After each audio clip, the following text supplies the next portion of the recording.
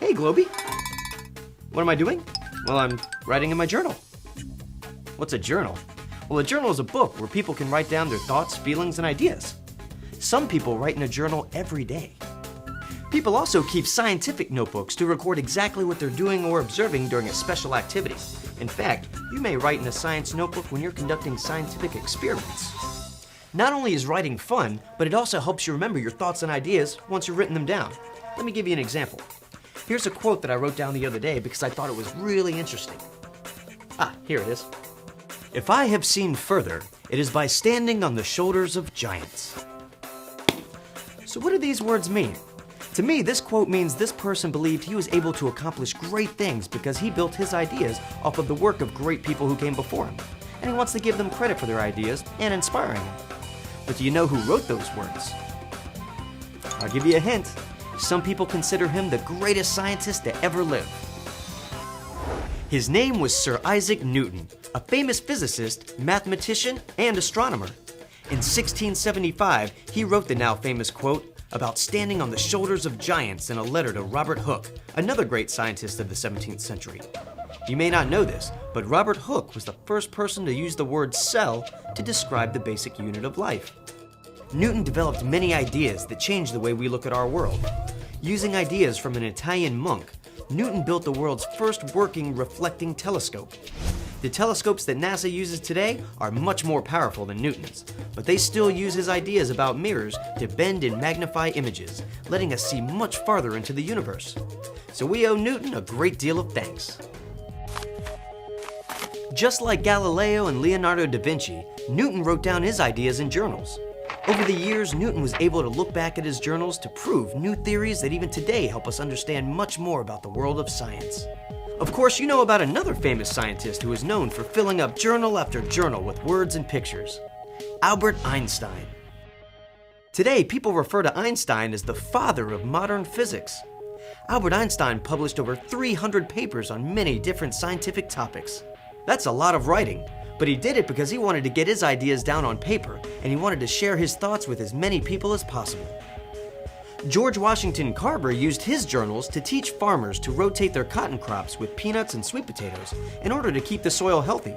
When there were too many peanuts for the market, Carver invented more than 300 ways to use the peanut and kept daily notes about the results of his peanut experiments. And Annie Jump Cannon's notes and diagrams of the night sky became the first published catalogs of stars. Her detailed journals helped develop a classification system for stars that is still used today. But scientists aren't the only ones who keep journals. Our world might be very different if it weren't for the stories written down by famous explorers like Meriwether Lewis and William Clark. In detailed diaries, Lewis and Clark described the natural wonders, the unique plants and animals, and the people they encountered as they traveled across what is now the western part of the United States. The nearly 5,000 pages they wrote during the 2-year expedition guaranteed these two men an important place in history and let us see what our country looked like during their time. We can learn so much about people and their discoveries by reading the journals they leave behind. No one knows exactly what happened to Amelia Earhart on her last flight over the Pacific Ocean, but we do know from her journals why she decided to become a pilot. After a 10-minute flight over Los Angeles in an open cockpit biplane, Amelia wrote, "As soon as we left the ground, I knew myself I had to fly." What about today's scientists and explorers? Do they still write down their thoughts and observations in journals? Well, of course they do. They may not write them in actual notebooks. They may use computers, but they still make careful observations and record their discoveries in great detail. Let's check in with some modern-day explorers. Astronauts on board the International Space Station. Right now, they're conducting experiments and writing down their findings so other scientists can study the results. The International Space Station is the largest man-made satellite that orbits Earth, and many nations across our world are involved in their exciting project.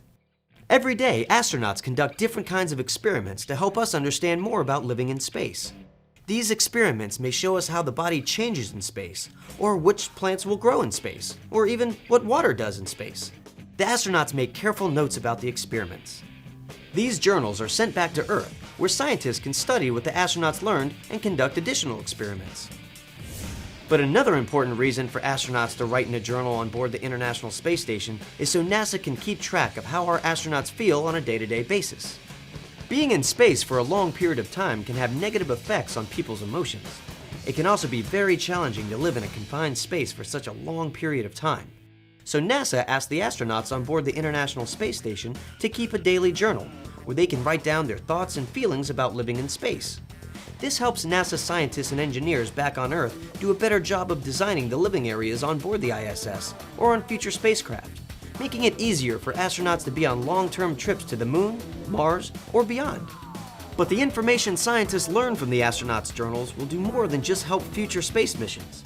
The lessons also apply to explorations where people spend long periods of time alone or in small and cramped living conditions. Think about explorers in the Antarctic, or sailors living on board submarines that sail deep below the ocean's surface. And much of what we learn from the astronauts on board the ISS can actually help you and me make good choices about things like sleep, exercise, and food. Wow, Globey, it sure is important to keep a journal. So many famous scientists and explorers were able to achieve great things because they could look back at what they had written in their journals. And what a great way to share what they were learning firsthand.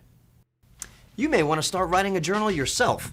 Writing can be fun, and who knows what discoveries you can come up with when you have a chance to look back at your previous thoughts and ideas. Who knows? Maybe the next generation of scientists and explorers may be standing on your shoulders.